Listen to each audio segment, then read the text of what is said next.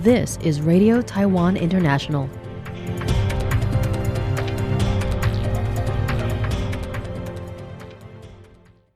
Welcome to the news on Radio Taiwan International. I'm Marianne Shoko, coming to you from Taipei, Taiwan. We begin with a look at today's top stories for Tuesday, June 10th.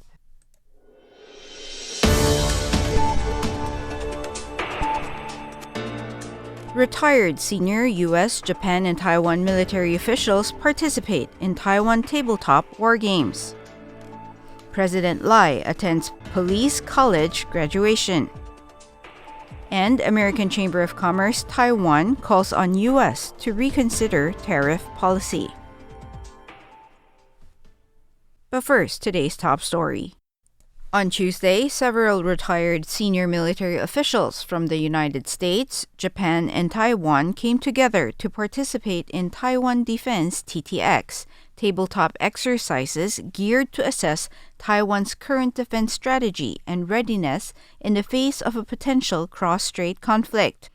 Organized by the Taipei School of Economics and Political Science Foundation, or TSEF, the event marks the most senior-level participation in a civilian-led military simulation ever held in Taiwan. Participants include former U.S. Chairman of the Joint Chiefs of Staff, Admiral Michael Mullen, former U.S. Pacific Commander-in-Chief, Dennis Blair, former Chief of Staff of Japan's Self-Defense Forces, General Shigeru Iwasaki, and Taiwan's former Chief of the General Staff, Li Ximing. The war games created a 2030 conflict where a full-scale Chinese military attack was launched on Taiwan.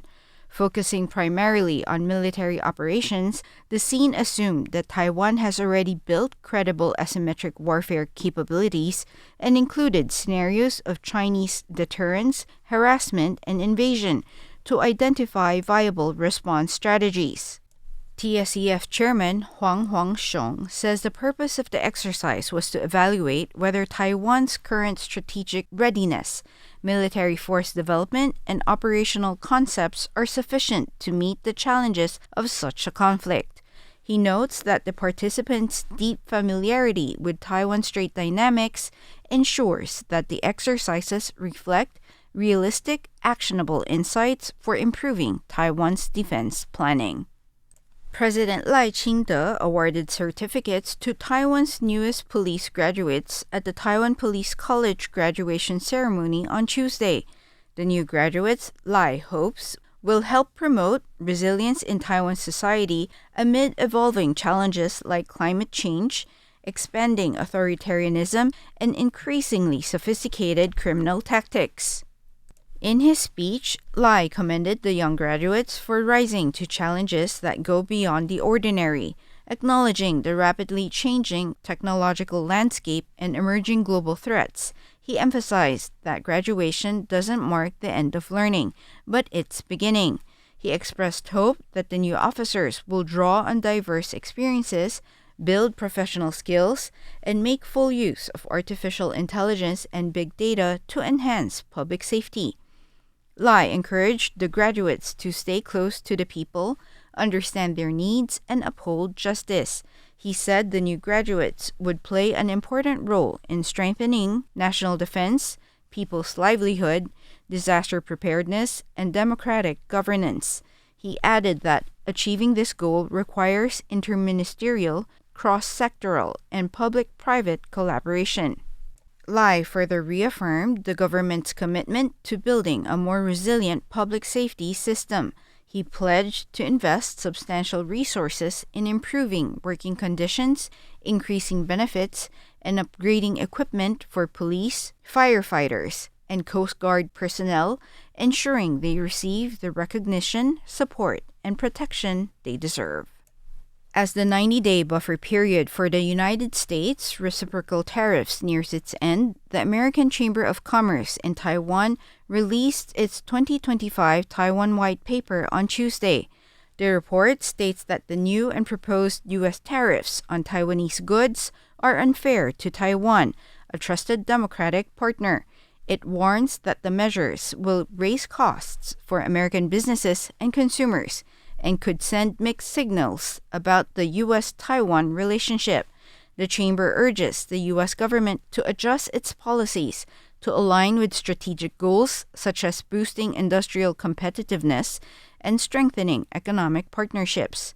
The report also highlights Taiwan's opportunity to enhance its role in the global supply chain and lead in strategic industries amid rising geopolitical risks. It calls on Taiwan's government to work more closely with industry, strengthen social resilience, modernize regulations, and plan ahead for future industrial development. Chamber Chairperson Dan Silver stated that historically, Taiwan and the United States have addressed concerns and resolved issues through dialogue and negotiation, resulting in mutually beneficial outcomes. He added that since April, both sides have continued discussions, and the chamber is hopeful they will ultimately achieve a better outcome.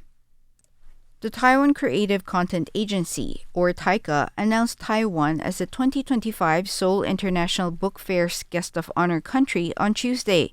The Culture Ministry has partnered with TAICA to design a pavilion under the theme Taiwan Sensibility, showcasing the island's literary landscape and promoting cultural exchange between Taiwan and South Korea.